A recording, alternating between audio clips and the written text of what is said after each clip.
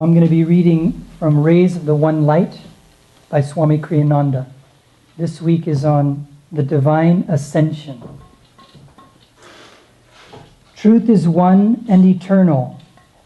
Realize oneness with it in your deathless self within. The following commentary is based on the teachings of Paramahansa Yogananda. In the Gospel of St. John, chapter 14, we read, I am the way, the truth, and the life. No man cometh unto the Father but by me. What is this I, when spoken by a master who has conquered every vestige of ego consciousness? Therein lies the mystery of true scriptural teaching. That I, that is no I, or where there is no I, does it even exist? In what way is it different from the consciousness that animates other human beings? Jesus was not saying, look at me, don't look at other masters. He was saying rather, look at the divine self that is the essence of who you are, your very self. You are that I. No man cometh unto the divine consciousness except by first recognizing his own intrinsic divinity, hidden behind his delusive ego. The Bhagavad Gita, in the 4th chapter, Krishna states to Arjuna, O son of Pritha, in whatever way people accept me, in that same way do I appear to them. For all men, in some way, pursue the path to me. Meditate on the divine incarnations. Their lives and the consciousness animating them will be your stairway to the infinite. Thus, through Holy Scripture, God has spoken to mankind. Om, Om, Om.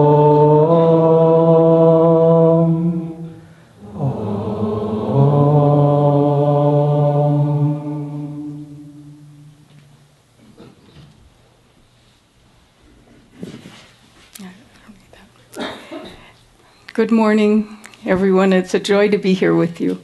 And I'm seeing friends from all over the country, from as far away as India. We're just, it's wonderful to have you all here with us. I read from Whispers from Eternity.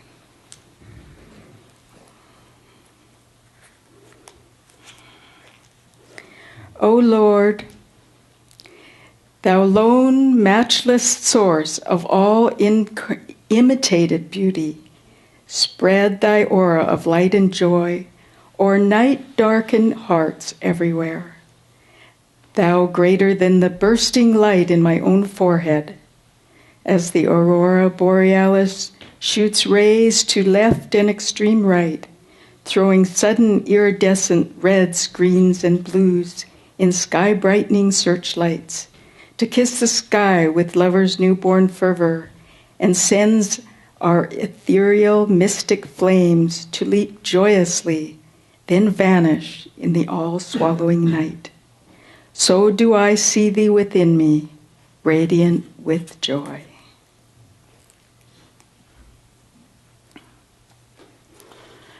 So this morning's topic is, it seems the two sayings are quite dichotomous, and Yogananda came to show the similarities, the parallels of all great religions.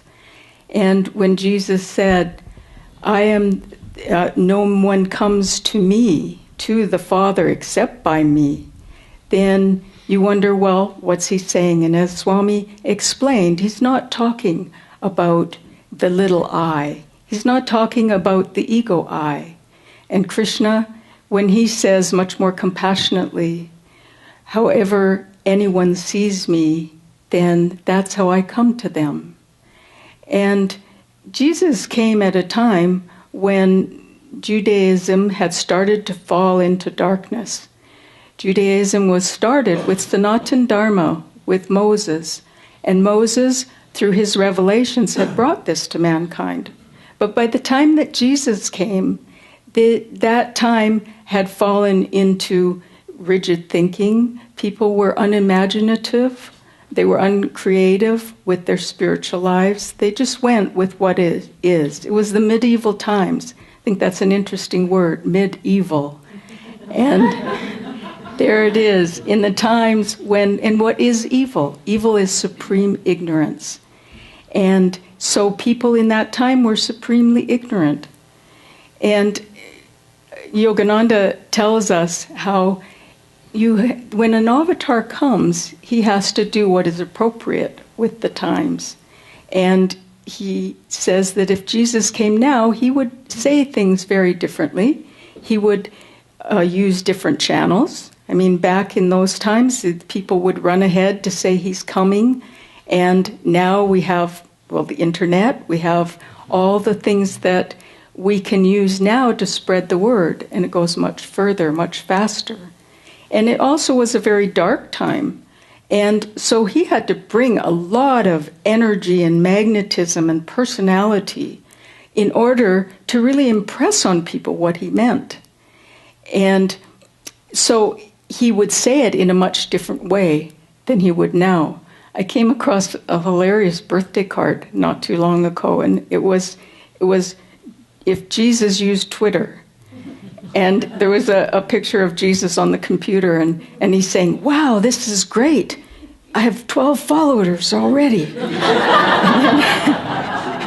And then on the inside, he's saying, "Okay, gotta go, catch you later. I have to meet everyone down at the river." So, it's like in the times that are needed, then that is how the message is needed to give. But what is Jesus saying? He's talking about the I. He's talking about the greater I. He's talking about the frame of consciousness that he's coming from. And that's a cosmic consciousness. It's not the little I that we have when we think of ourselves. I mean, how do you think of yourself when you say I? What do you have for a picture? You have all those different likes and dislikes, your attachments, I am this, I am that, I like to go skiing, I like my new car, I love people, I'm good at this, I'm good at that.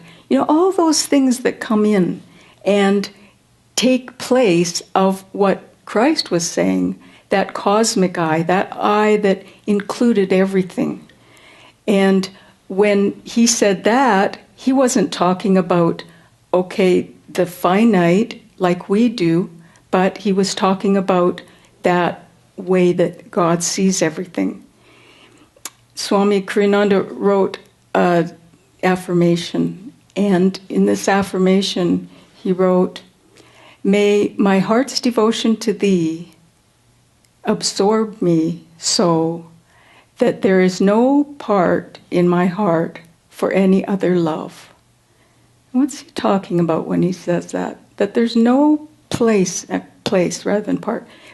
my heart for any other love. Now, he's not talking that you can't love other people. In fact, he's talking about that more, because he's talking about God's love. He's saying there's no place in my heart for the little self, the little loves, all those loves that keep us bound, all those loves that keep us from opening our heart wider, all those attachments and desires, and all that we keep seeing ourselves as. When you think of yourself as who you are in this time. Now, if you think of yourself with God's love, then after a while, as Swami is saying in this affirmation, that over time, there's no room in your heart for any other love but the love for God. And as that happens, and as you do that more and more and more, you find, oh yeah, there isn't so much time in my heart and in my thoughts and in my mind to be thinking the petty little things about myself, to be thinking those negative things, to having the negative self-talk.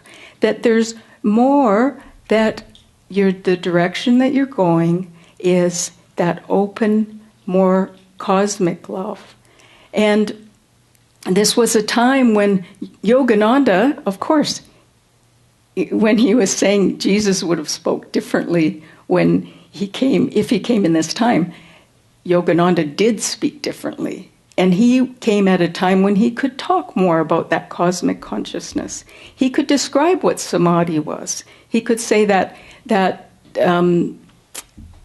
little self is now becoming the greater self, and describe, I, the cosmic sea, watch the little ego floating in me. And from joy I came, in joy I live, in sacred joy I melt. And because people now can understand that. Before, people couldn't understand that. And that's what made it harder for Jesus to give that message. But look how long it's lasted. And look at how it's becoming revived again. And people are starting to understand as we go up in a higher age. But it's very personal, and God is very personal. And that's when, in the Gita, Krishna says to Arjuna, however people perceive me, that's the way that I come. And that's a very personal, and he came at a time when people could understand what he was talking about. He came to India. People had that understanding of an avatar. They had that understanding of God. They could know the spiritual path is a sequence, and they had a more personal attitude towards God. There's many people who have died and come back and written books these days, and there many times they've talked about how they have seen heaven, how they've seen the divine, how they have perceived what is happening. And for many people, it's interesting how the similarities are there. And you see the similarities according to different states of consciousness. Some people see a very exalted heaven. Other people get taken to the dark realms. It's all to do with their consciousness. But the one book that I particularly enjoyed, called Proof of Heaven, which other people have spoke about here and there, it was very scientific. There was nothing frou-frou about his view of heaven, really, except for one little a fairy-type person on the wing of a butterfly. But the guide that he had was what he called an orb. And this was a very, what he said, unspiritual person. But he called that orb Om, which is very interesting. And the Om showed him all around the universe, and showed him that the universe is made of love and compassion. And he said, people think that those are just abstract concepts, but they're not. They are the concrete, well, as concrete as energy can be, but that's how he put it, substance of the universe. And that he said it's a mistake for people to think that God is impersonal. For God is very, very personal. In fact, because God made everything, he's part of everything, and he put it in a way that's interesting. He says, God is more human than we are. And that's what Yogananda said. That's what Swami said about Yogananda. That Yogananda was more human than we are, because God, in his infinite compassion, knows exactly what we're going through. And he knows that what it feels like to, even for a moment, have amnesia of knowing the true divinity of God. Now, that can't be more compassionate.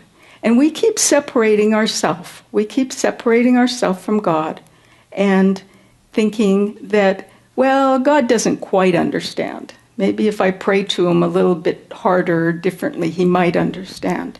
But of course, he understands much more profoundly and intimately than we do what we're going through. And so, as we view God, in that way and make God more of a personal reality in our life, that's how we'll see God. Brother Bhaktananda told a story of Master after a long meditation at Christmas. He was doing a class or a service, and he said, "Will the person who had a vision of Christ please stand up?"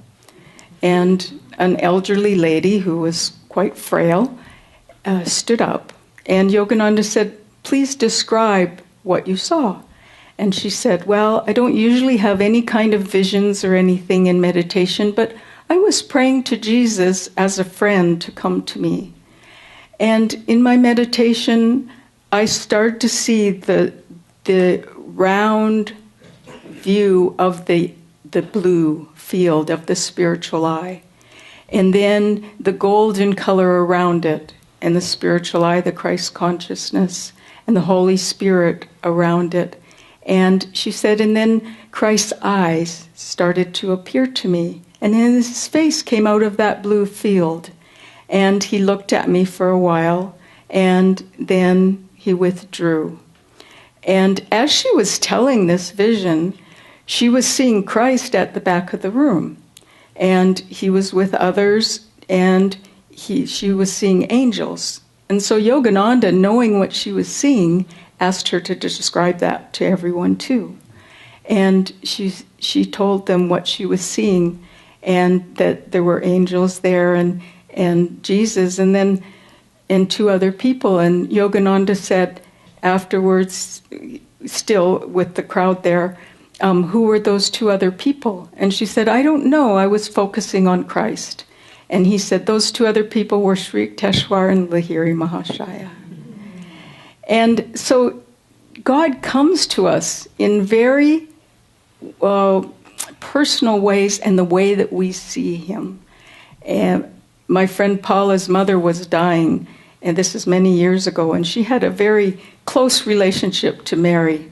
And they were sitting by her bed doing the rosary, and she was starting to go in and out of the other world. And at one point she said, "Oh, Mary, there's Mary. Hi, Mary."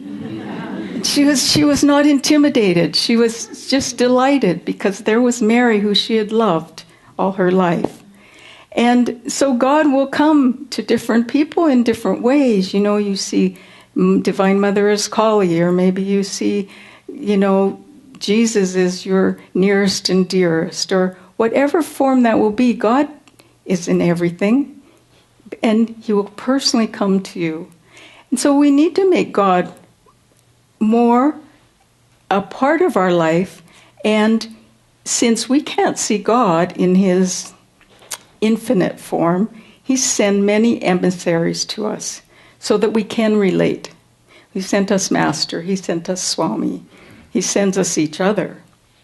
But one day I was feeling very, a little bit guilty. I was feeling like I just hadn't put enough energy and time into my spiritual life. I was just caught up in the material. I was caught up into we'd been moving, and it was moving one household to another, and it had been going on for far too long.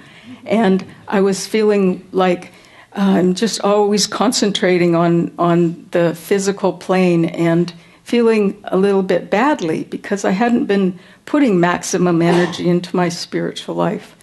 And I was walking through the foyer of the Expanding Light here, and I caught sight of Swami's picture. There's a big 16 by 20 photograph of him.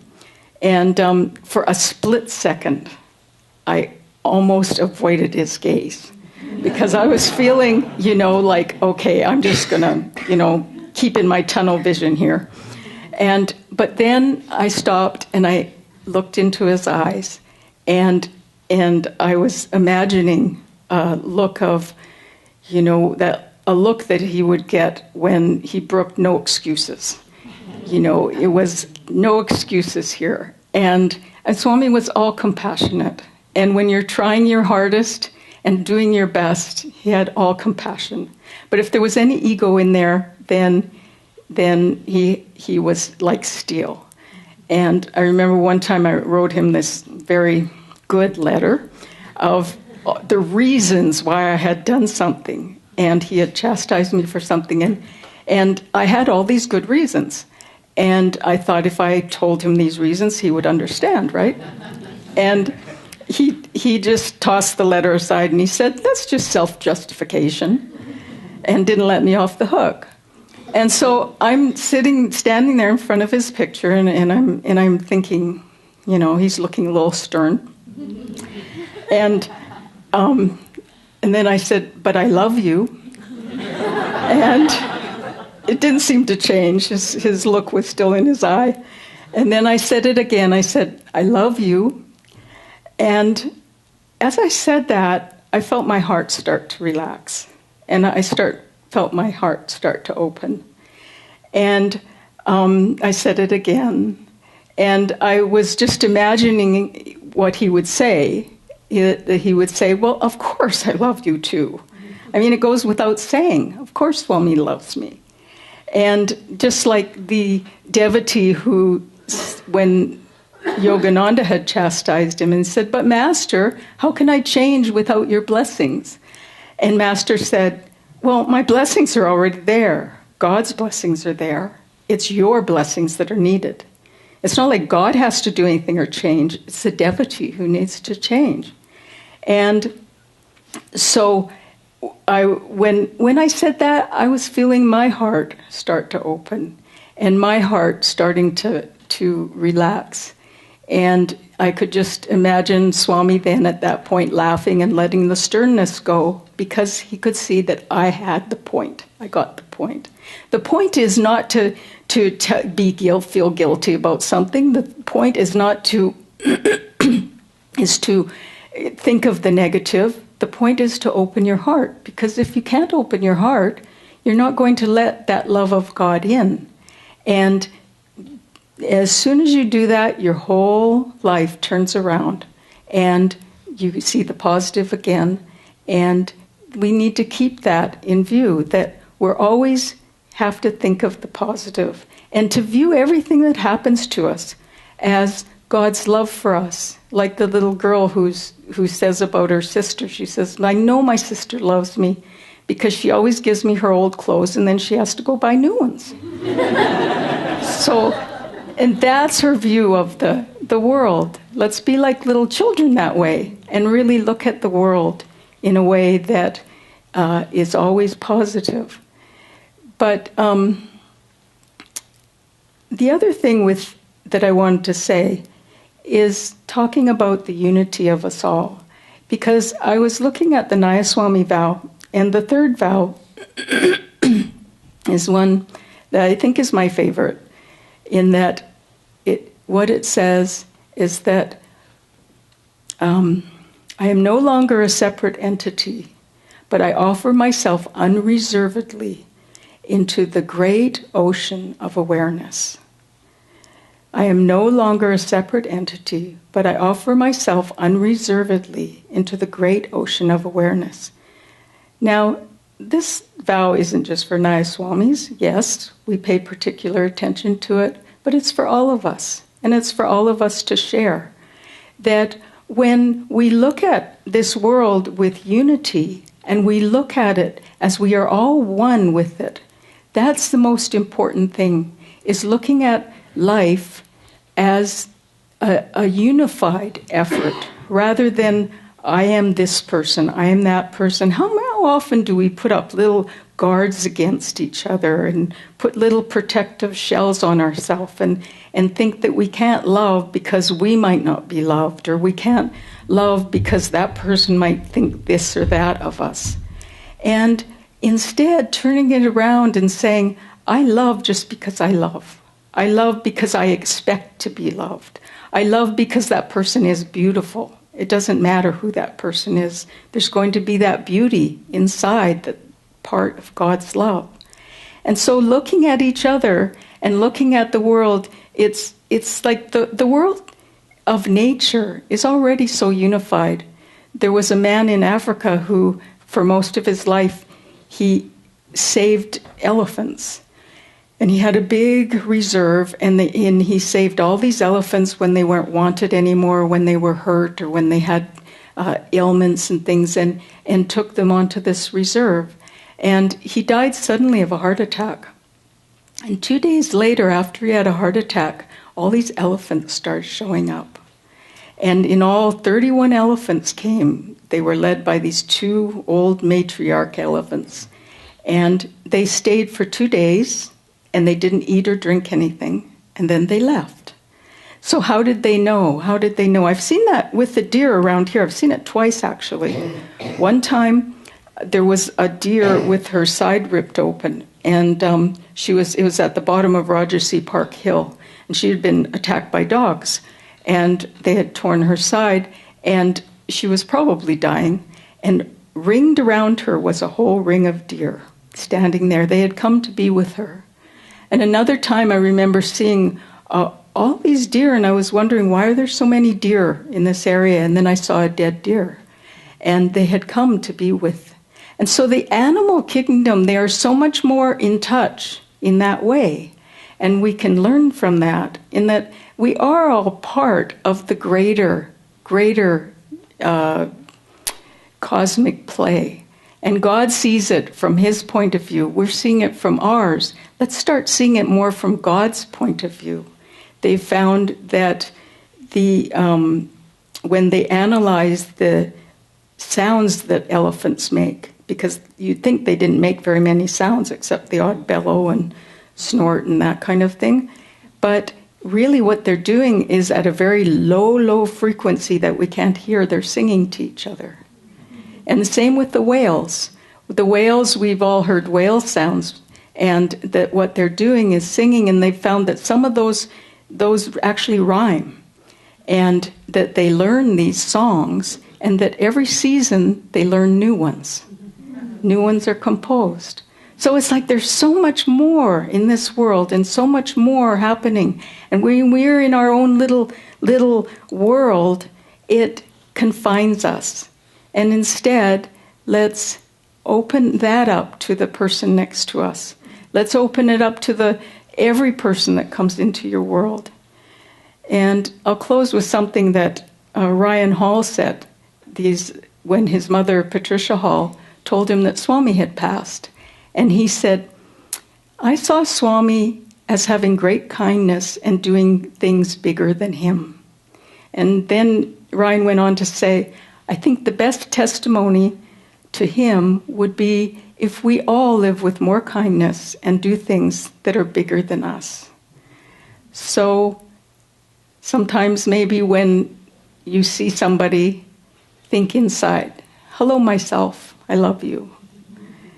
And let's all be more part of each other's realities in that way. God bless you.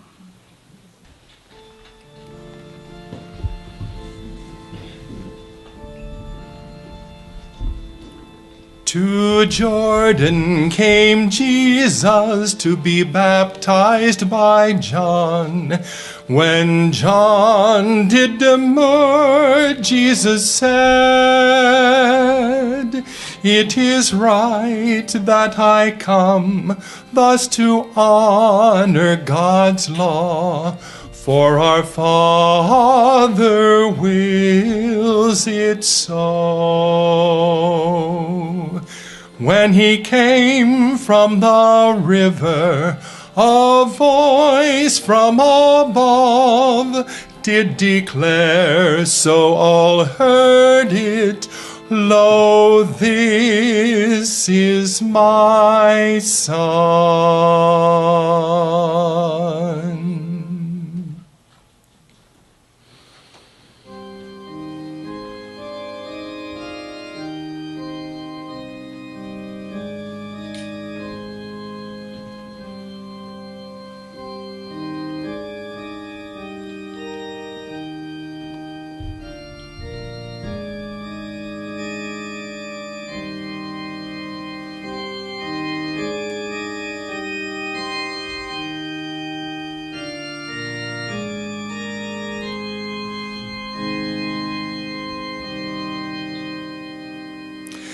This is my Son, in whom I am well pleased. Naught of himself remains, naught but the true light. Heed well his words, the way he shows is my way. All who would find the truth walk where he